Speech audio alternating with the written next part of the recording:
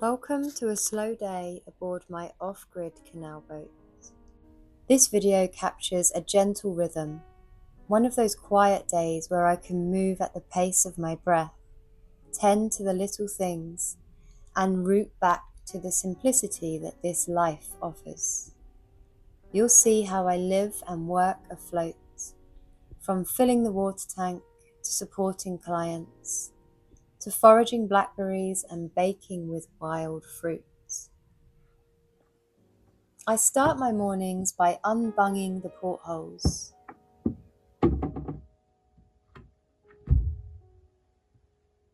Pulling back the blinds and opening all the doors and windows. I like to let the air move through. I like to greet the day slowly, letting the light and sound filter in. I always make the bed, even if the rest of the boat is a mess, because it helps me to feel grounded and ready to begin. And just to say, please don't base your decision to live on a boat on this video alone. This is just one day, a slow and spacious one. My children are on holiday with their dad, so the energy is quieter than usual. It's not always like this. Sometimes it's composting our toilet waste, cleaning sooty stoves, cutting kindling in the rain, or hauling gas bottles up the towpath. And I will make more videos to show the full spectrum of boat life, the mess and the beauty. But this one captures one of the softer days.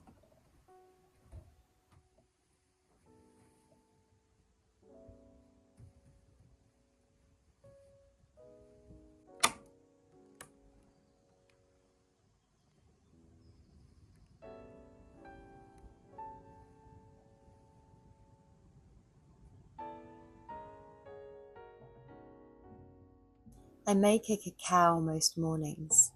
It's become like a little ritual to drop into the body before the busyness of the day starts.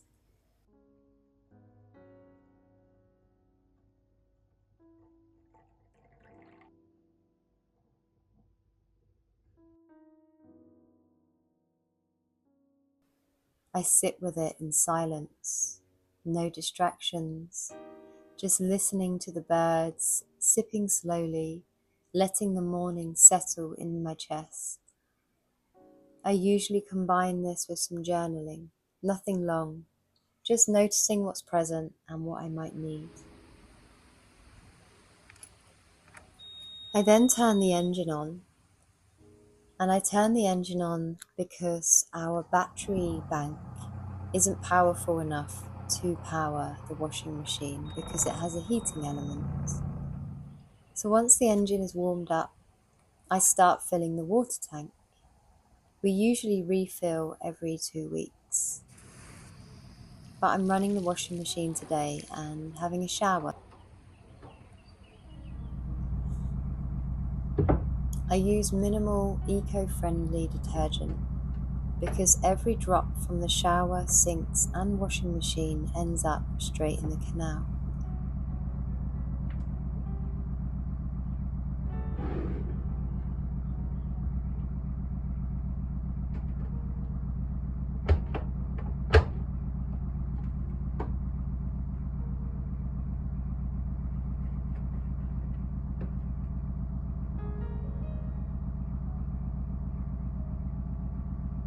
We have carp swimming past daily, and we even have an otter living in our waters.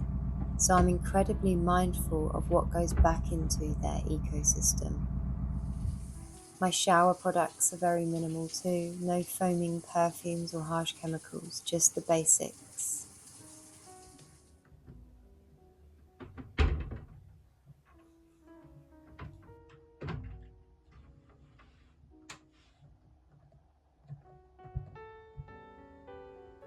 It's a luxury to have a washing machine for us because we used to wash our clothes by hand when we first moved aboard. Crouching on the towpath with a scrubbing brush and a bucket, trying to rinse everything with as little water as possible. So yeah, having a washing machine now is a small luxury, but it does take planning, timing with the engine and water use. The garden is growing well, peas, herbs, flowers. It's not a big space, but it brings me so much joy to grow food right where I live. Today I'm picking peas to use for my dinner this evening. And then I take a small walk up the path to pick some blackberries. Foraging is one of the most grounding and nourishing things I do. It slows me right down. It really connects me to the seasons, the cycles, and the land. There's something ancient about it. Walking the hedgerows with a basket, following the scent and sights. It brings me back to myself, to this earth, and the best part, it brings those wild ingredients home.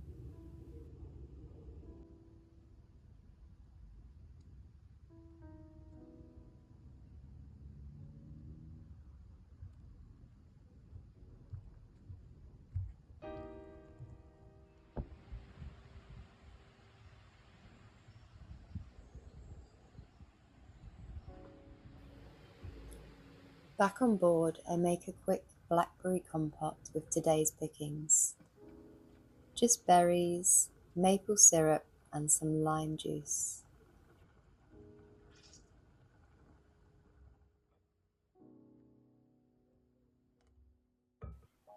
Then I bake a plum loaf using foraged plums a friend gathered last week. I've shared both recipes in the description if you fancy making them too. They're simple, earthy, and best enjoyed warm.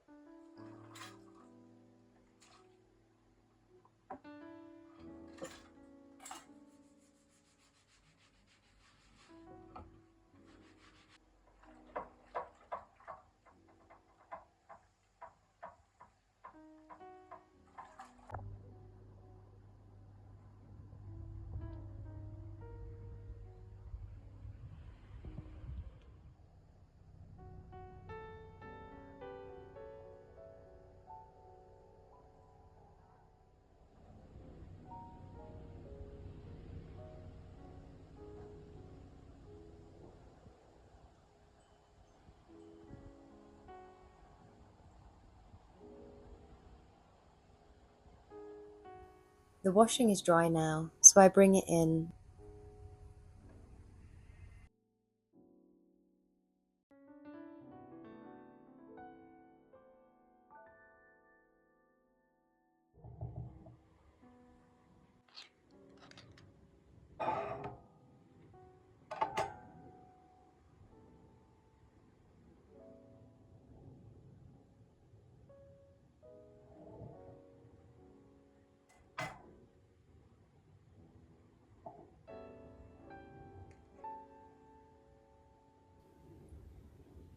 I make a cup of tea and I sit by the swan hatch with a slice of the loaf. It's quiet and I find myself just watching the ripples, the lights, the moorhen slipping between the reeds. Nature is always teaching something about presence, impermanence, slowness.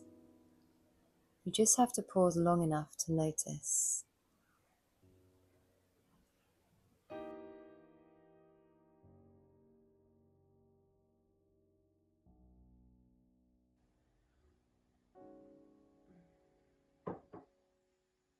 I set up for an online somatic session with a client. Today's theme is transitions, how we can move through change while staying connected to the body, to safety, and to the self. After my client, I post about an upcoming somatic and sound event on my Shakti Healing business page. I respond to a few emails, take a little stretch, and drop into a short meditation to demerge and reset. Then I tidy up the space and prepare the boat for an in-person massage client. I love how this space holds people. It's small, but it feels sacred.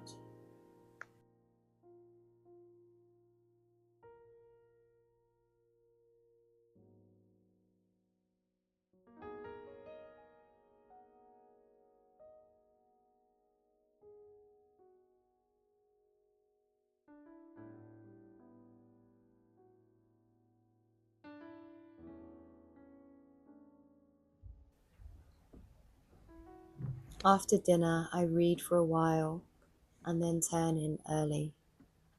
This day has been gentle, and I want to meet the evening with the same tone. This was one of the slower days, and I'm glad I captured it. But like I said, I want to be clear. Boat life is not always this peaceful. Some days it's beautiful, some days it's relentless. And as I said before, I'll be sharing more on that spectrum in future videos, because it matters to me to be honest about what this lifestyle involves. If you did enjoy this video, please leave a comment. I read and respond to them all. And if you'd like to support my longer term vision, I've shared a GoFundMe link below. It helps me keep making these videos slowly and thoughtfully, because filming, editing, and uploading all takes time, especially off-grid.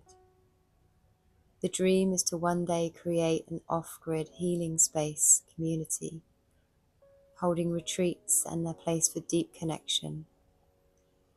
And with every little contribution, it helps that vision come closer. You can support me by donating to the GoFundMe, or if you are interested in purchasing some eco-friendly home or body products, I've placed a link in the description for these products from a company called Minimal. This is the company that I use, and you can get 15% off using my code and using my link. And 50% of the commission that I earn will go into the GoFundMe account, funding this off-grid vision. Thank you so much for watching. Please subscribe if you'd like to see more of this life in its raw, real, and beautiful forms. See you in the next one.